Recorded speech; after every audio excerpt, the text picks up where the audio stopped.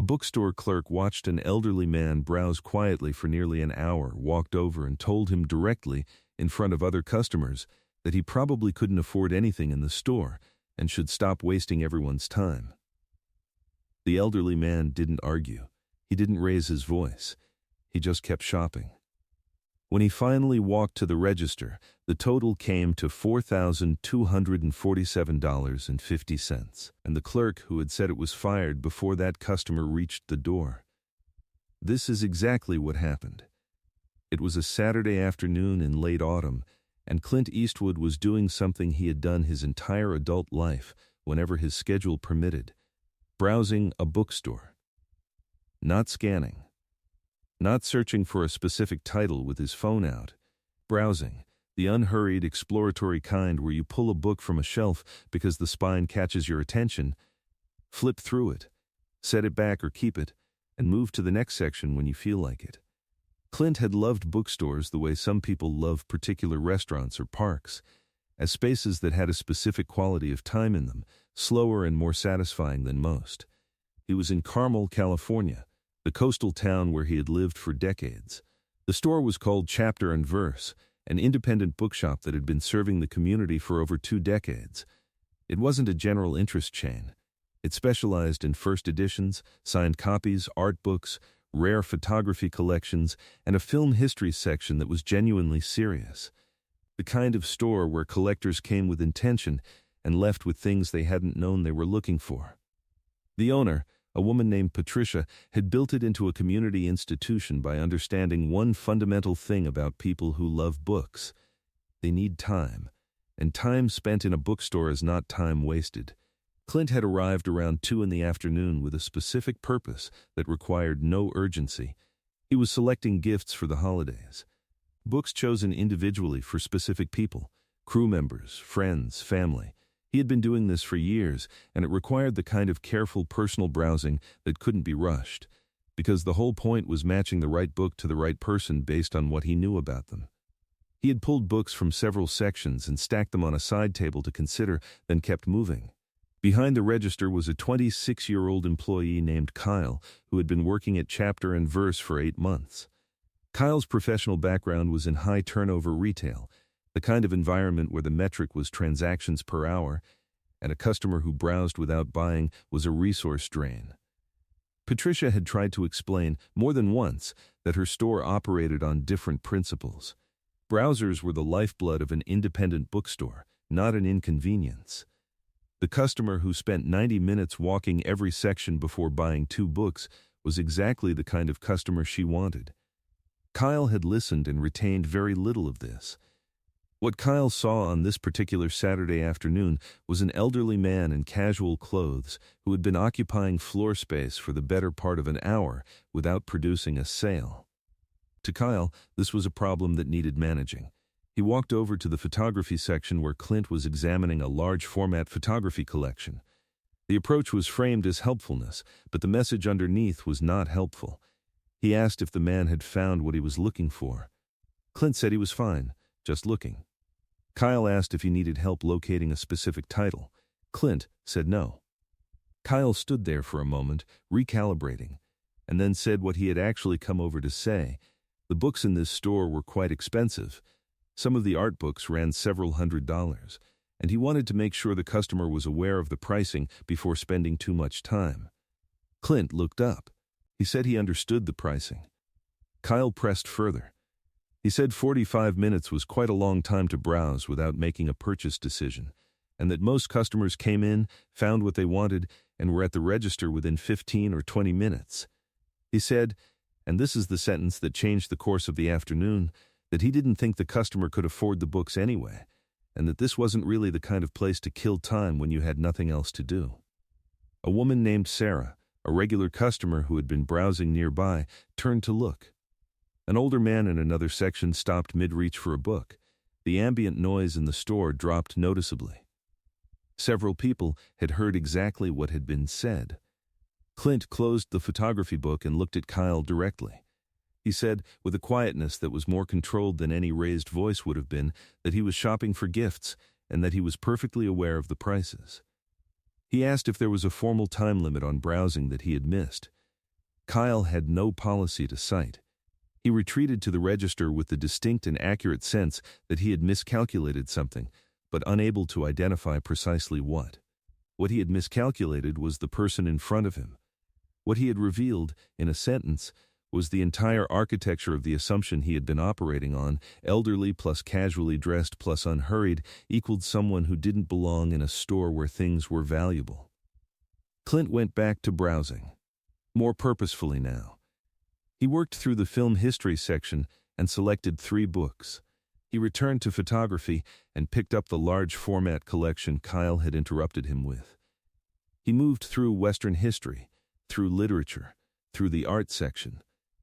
He wasn't hurrying, but he wasn't lingering over anything he had already decided about.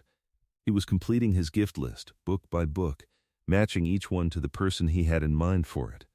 Patricia came out from her office in the back and saw a stack of books accumulating on the side table that she immediately understood represented a significant purchase in progress. She recognized Clint. She had seen him around Carmel over the years and had served him in the store before. She walked over and asked if she could help carry the selections to the register while he continued. He thanked her and handed her a stack. She brought them to the counter. Kyle saw the books she was carrying, saw her expression, and understood in the way that dread arrives before the specific content of it is clear that something was about to become very difficult. Patricia told him quietly whose books those were. Kyle had the specific physical experience of realizing that the elderly man in the casual clothes, the man he had told, in front of a store full of customers that he probably couldn't afford the merchandise and was wasting everyone's time, was Clint Eastwood, who had lived in this town for decades, who had directed some of the most significant American films of the past half-century, who could, as a practical matter, have purchased the entire building the bookstore occupied and not noticed the expense. Clint brought more books to the counter. Then, more. Then went back for a final few he had decided on while walking toward the register. Patricia began ringing through the stack. The total climbed in the silence that had settled over the store. Everyone present, the 15 or so customers scattered through the sections, had either overheard the earlier exchange or noticed the atmosphere that followed it, and they were watching. The numbers moved, past 500, past 1,000, past 2,000, rising with the patience of a point being made without anyone making it. The final figure was $4,247.50. The store was completely still. Clint handed Patricia his card. While she processed it, he turned to look at Kyle with the deliberate, unhurried quality of someone who has something to say and is in no rush to say it. He said that Kyle had been right about one thing. The books were expensive. He said Kyle had been wrong about everything else. He hadn't been killing time. He had been selecting gifts with care for people he knew, and he could afford them. He picked up the 4 bags of wrapped books and walked to the door. At the threshold, he turned back to Patricia. He told her the film history section was excellent, that he would be back, and thanked her for the store. Patricia told him he was always welcome. The door closed. The quiet held for several seconds after he left. Then a customer across the store said, to no one in particular, that she couldn't believe what she had just witnessed. Another customer confirmed that yes, he had genuinely told Clint Eastwood he was probably too poor to shop there. The elderly man in the far section, who had frozen mid-reach when Kyle said his original line, shook his head slowly. Patricia walked Kyle into her office. He tried to explain from the front he hadn't recognized the man. He had genuinely believed he was preventing the store from being used as a place to loiter. He said he was trying to protect the store's time and resources. Patricia told him the recognition problem was not the problem. The problem was the reasoning that had led to his approach in the first place. He had looked at an elderly man in casual clothes browsing without urgency and constructed a conclusion about that person's finances and intentions from those observations alone. He had then acted on that conclusion by telling the customer, out loud, in front of other people, that he probably couldn't afford the merchandise. She said that neither the age of the customer, nor their clothing, nor the amount of time they chose to spend browsing gave him any basis for that conclusion. She said that treating any customer that way, not just a famous one, was incompatible with what the store was. Kyle said he understood that now. Patricia said she believed him and that she was still terminating his employment. He collected his things and left through the back.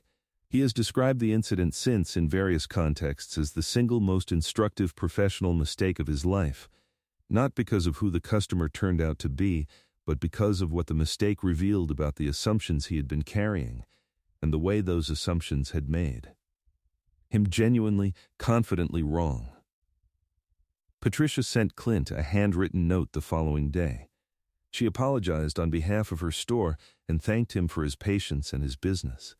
He wrote back thanking her for running the kind of bookstore where serious readers could still spend a serious afternoon. The story moved through Carmel's community of small business owners within days. Independent bookstores have a culture, and the story of what had happened at Chapter and Verse traveled within it. The clerk who assessed a customer's worth by how old he looked and how casually he dressed. The $4,247 purchase that followed the assessment. The firing that followed the purchase. It became a story told as a lesson and eventually as a warning. Patricia updated her staff training. The new materials were direct. Browsers were welcome for as long as they wanted to browse. No employee was to suggest, imply, or in any way communicate to a customer that their time in the store was conditional on their pace of purchasing. Under no circumstances was any employee to suggest to any customer that they might not be able to afford what was on the shelves. The basis for that last rule was a credit card receipt taped to the inside cover of the training binder, $4,247.50. A small sign went up near the front entrance of the store. It said browsers were welcome, and that time spent in a bookstore was never wasted. Regular customers who knew the backstory understood what had prompted it. Clint came back to Chapter and Verse. He browsed for as long as he felt like browsing. He dressed the way he always dressed. He selected books thoughtfully for people he knew, and he bought them without anyone suggesting he might want to hurry along. The story became part of how the store understood itself, not as a cautionary tale about failing to recognize a famous customer, but as a reminder about the thing that had been wrong before anyone knew who the customer was. You cannot look at a person and read their financial capacity from their face. You cannot look at the time someone spends and conclude anything about whether they belong. You serve the person in front of you with the same respect you would give anyone, because you do not know who they are, and more importantly, it doesn't matter. The register receipt proved the assumption wrong. The firing followed the receipt. But the lesson was available before any of it happened. In the simple fact of a man browsing quietly through a bookstore on a Saturday afternoon, harming no one, looking for the right books for the people he cared about. He found them. All 22 of them.